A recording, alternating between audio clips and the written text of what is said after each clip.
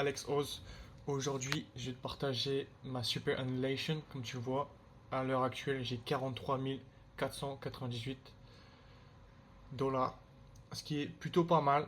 Ça fait déjà 7 ans que je suis en Australie, que je charbonne. Je pense que il y a des gens qui ont plus, il y a des gens qui ont moins.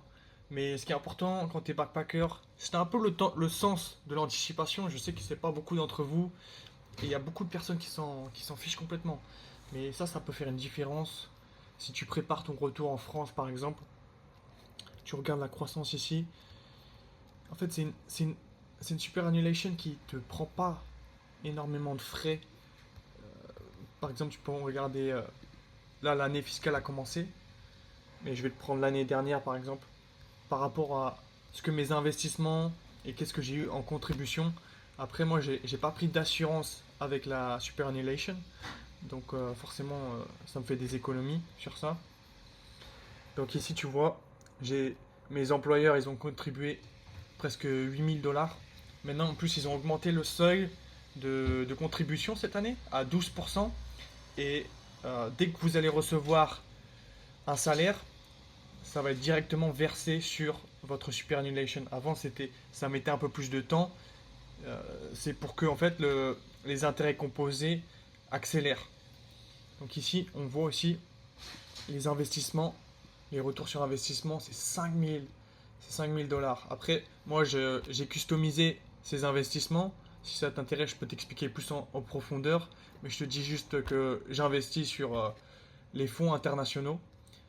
Shares, International Shares, si toi ça t'intéresse. Après, tu vois les contributions. Et ce qui est bien, c'est assez transparent comme super. Tu vois aussi combien le gouvernement te retaxe. Ça, c'est abusé quand même. Il te taxe déjà sur ta payslip et en plus il te taxe sur ta retraite.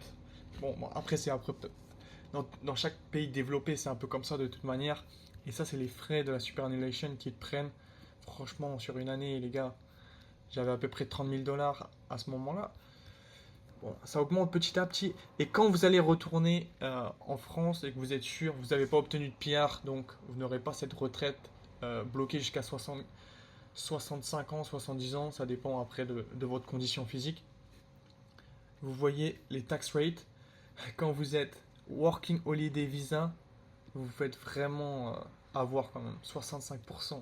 Ils vont vous taxer à 65%. Mais par contre, si vous êtes en Postgrad Visa ou par exemple Visa Student, vous avez 35%. Moi, je suis un student en ce moment, euh, voire Bridging. Bon, c'est une autre histoire ça, mais vous voyez un peu, vous faites votre demande avant de partir, DASP, et franchement c'est plutôt intéressant.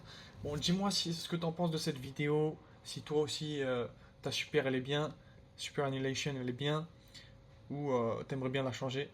Moi je l'ai changé un peu en cours de route parce que l'autre, j'avais pas trop de suivi en fait. Et là j'arrive bien à suivre la croissance et tout.